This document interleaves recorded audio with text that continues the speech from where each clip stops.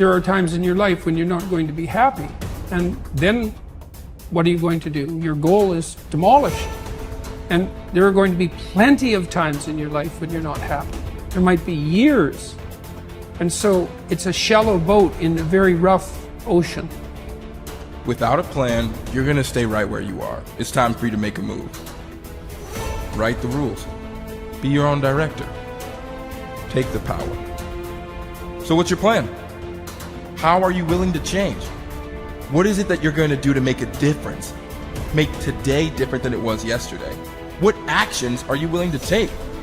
The least we can do is consider what we've done and individually, collectively do the best we can to try and turn this thing around. I blame no one. I look in the mirror. On the other side of it, what an opportunity we have, because tomorrow's the first day of the rest of our lives. So what an opportunity we have. For far too long, you've allowed the volume of your past misfortunes, your past setbacks, and your past failures to play way too loudly in your speaker of life. I need you to turn down your past failures and make room to turn up your future success. You have got to change the way you think. It is the whole determining factor of where you go in life. We are all where we are today because we thought ourselves to this position. If you don't like the position, think yourself out of it. You know what passion is? Passion is an emotion. It's an emotion without an action. Passion will get you nowhere. Inner drive will get you nowhere unless you act on it. You have to act on your passion. You have to act on your inner drive. Don't let those feelings stay inside of you. You got to know what to do with them. You got to know how to make them work in order to get what you want. Don't keep it inside.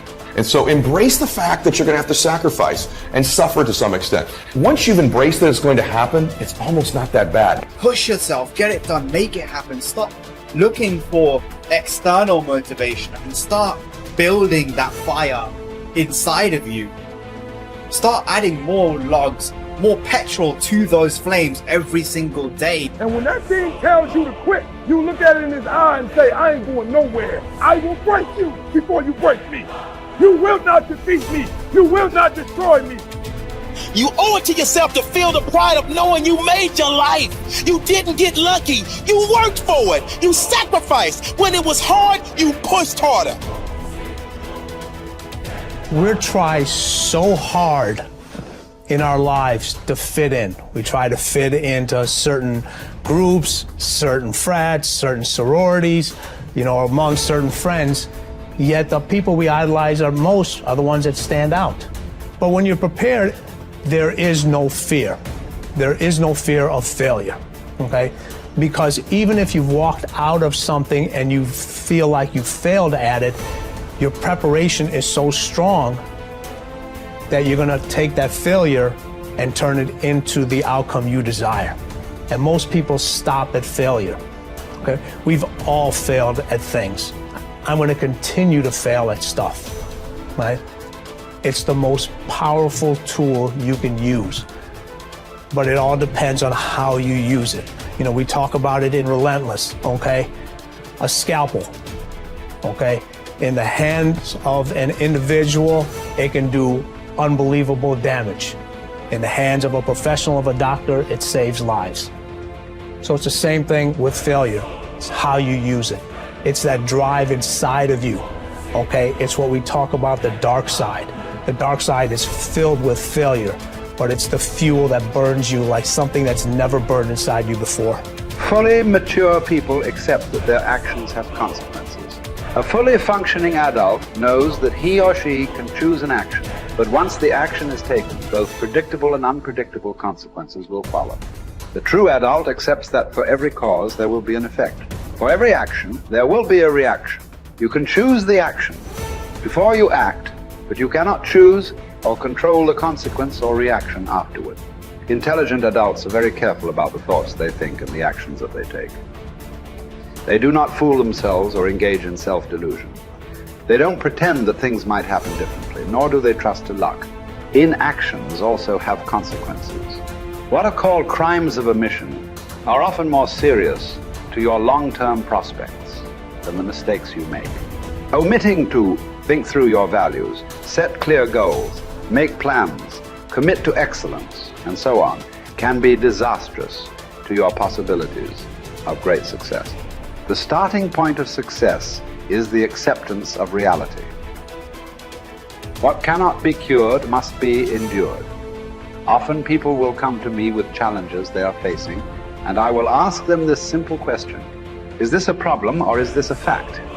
If it's a problem, it's amenable to a solution. There is something that you can do to change it. If you are not happy with the situation, it is up to you to go and do whatever you can to resolve it.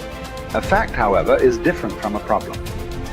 It is something that exists, like the weather, like rain or snow. There is nothing that you can do about it. You can solve problems, but the reality principle says that you have to learn to live with facts. Something unfortunate that has happened is a fact. A sale that did not go through, a business deal that collapsed, a relationship that didn't work out. All of these are facts. Many people waste an enormous amount of emotional energy struggling with facts when they would be much better off concentrating on doing better in the future. Your goal is to be happy, confident, and optimistic. The way that you achieve this is by making these positive responses so automatic that you remain predominantly happy, confident, and optimistic no matter what happens. You can achieve this result by taking specific, proven, practical steps that have been used by millions of people and which work with virtually unfailing certainty. The starting point is accepting complete responsibility for every aspect of your life.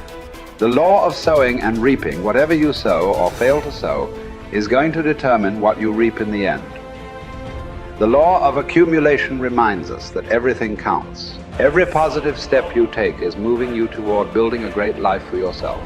Every positive word or thought or image is deepening your belief and increasing your confidence in your ability to achieve wonderful things. Finally, remember the law of reversibility. If you act in a manner consistent with high performance and high self-confidence, those very actions will generate the feelings consistent with them.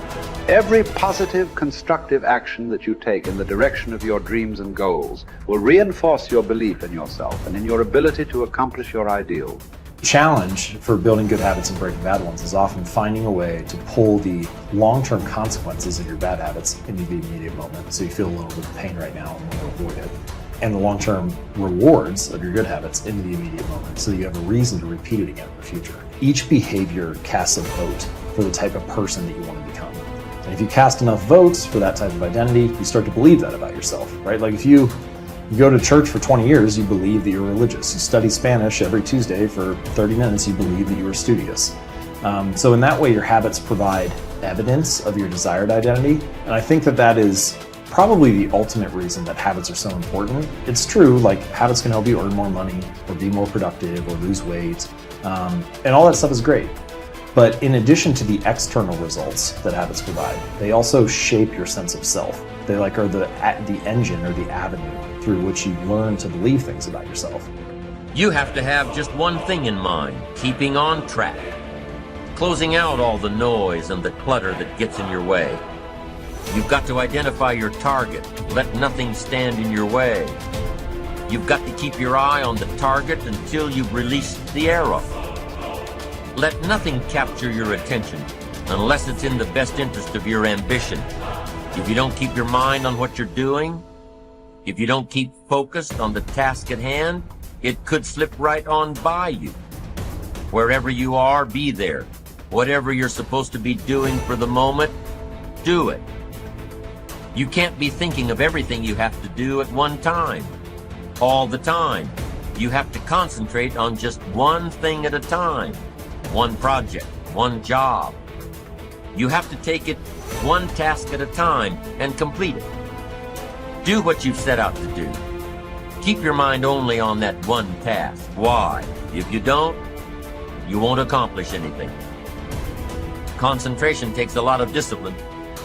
It takes a lot of discipline to demand privacy, to keep the do not disturb sign on your door while you're in the middle of an important job.